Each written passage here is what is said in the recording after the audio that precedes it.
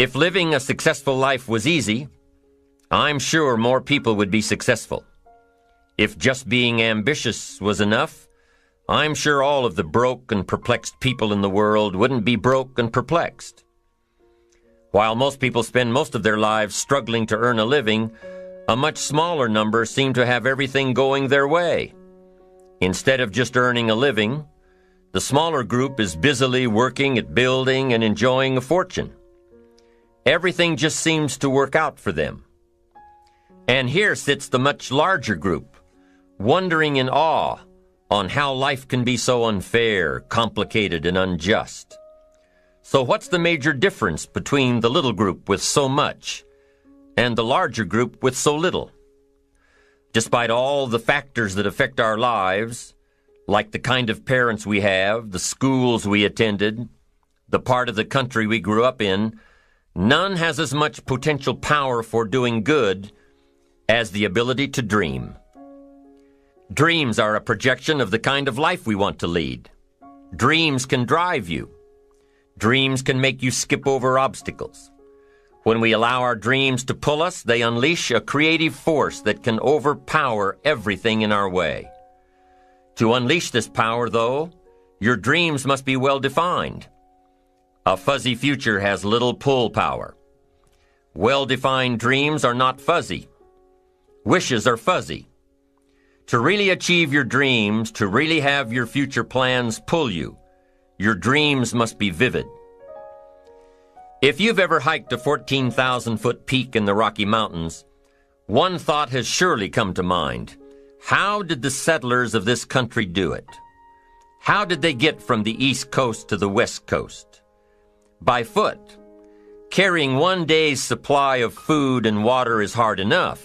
Can you imagine hauling all of your worldly goods with you?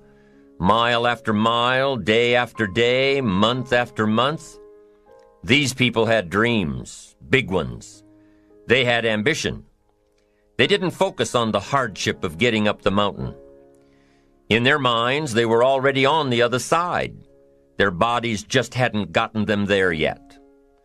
Despite all of their pains and struggles, births and deaths along the way, those who made it to the other side had a single vision: to reach the land of continuous sunshine and extraordinary wealth. To start over where anything was possible, where everything was possible. Their dreams were stronger than the obstacles in their way. You've got to be a dreamer. You've got to see the future finished in advance. You've got to see California while you're climbing 14,000-foot peaks. You've got to see the finish line while you're running the race. You've got to hear the cheers when you're in the middle of a monster project. And you've got to be willing to put yourself through the paces of doing the uncomfortable until it becomes comfortable. Because that's how you realize your dreams. They've always been important. Dreams are what caused thousands of people to leave their homes and families and start over in a land where anything was possible.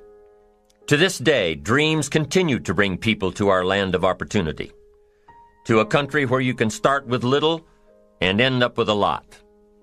Ben Franklin gave us 3 principles of success and ambition that have withstood the test of time. Number 1, happiness doesn't come from big pieces of great success, but from small advantages hammered out day by day. What Mr. Franklin is saying here is that we must be happy with what we've got when we're in pursuit of what we want. Too often we say, "Oh, I'll be happy when I just get that promotion. I'll be happy when I just land that contract. I'll be happy when I just have more money. I'll be happy when I just..." Just what?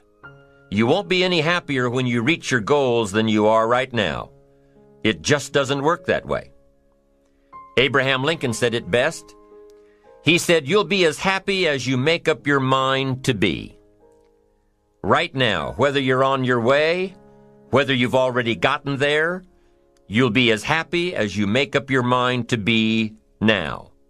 Right now. Being happy on the way doesn't mean you can't aim for great things. After all, look at everything Franklin accomplished in his lifetime.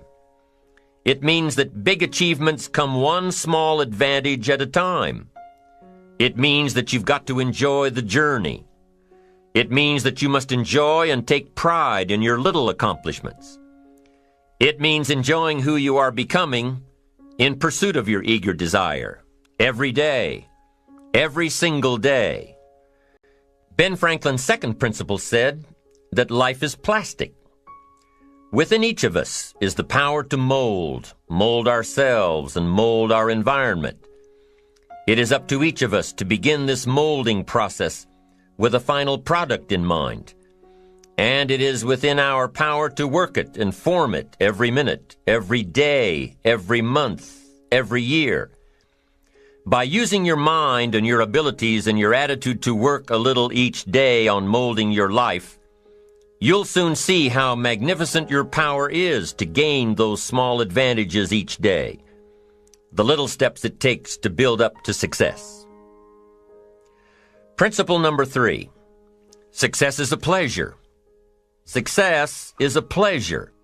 If what you are doing today isn't satisfying, gratifying, guess what? You're really not successful. If you are not fulfilled with what you are doing today, you cannot possibly be successful. It doesn't matter how many worldly possessions you may have, how many cars, how many toys, how much money. If you're not happy with your life as it is, you cannot be successful. Now, I know that success is a relative term. It means different things to different people. To a school kid, success may mean a star on top of his latest test. To a homemaker, it probably means that she has a well-run household and a wonderful family. To an outside professional, it's most likely the thrill of closing a major contract, or the pride in accepting a performance bonus, or being named the top-producing salesperson. But the one thing you will hear from everyone who is successful is that they are happy with who they are and what they are doing. They are happy, content, satisfied. Success is a pleasure. What have you done today that makes this day successful? Think about it and write it down. If at the end of the day you can jot down the things that have made it a good day, you will soon see patterns forming. This really is a good habit to get into. When you can see a pattern of pleasure, you'll know you're on the road to success. So take note of Mr. Franklin's 3 principles of success and ambition. Number 1, big achievements come one small advantage at a time. One step at a time, one day at a time. Number 2, you have the power to mold your life, to make it whatever you want, to shape it and reshape it. And number 3, success is measured through pleasure. This is the key one. Success is measured through pleasure. You've got to be happy along the way. You've got to learn to give yourself a pat on the back. Good job, you need to tell yourself. I'm proud of me today.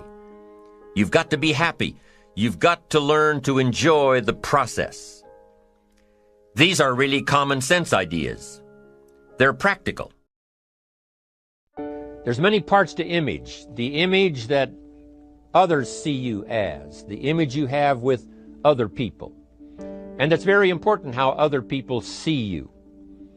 If they don't see you as a leader, chances are they won't pay attention. If they don't see you as being in control, chances are they won't have the trust. If they don't see you as knowing where you're going, what you want to accomplish, they probably won't follow.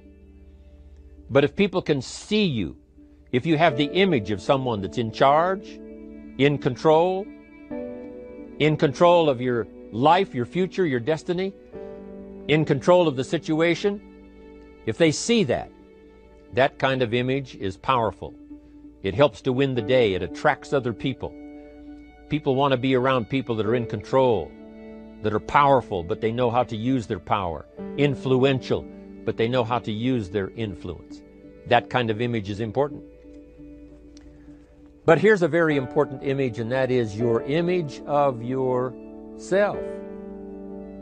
The way you dress, the way you talk, the way you think,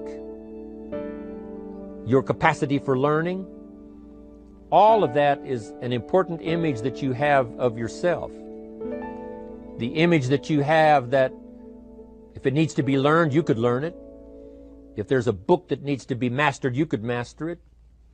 If there's a skill that needs to be learned, why couldn't you get busy now and learn that skill? That kind of self-image, that I am continually trying my best to be the best I can.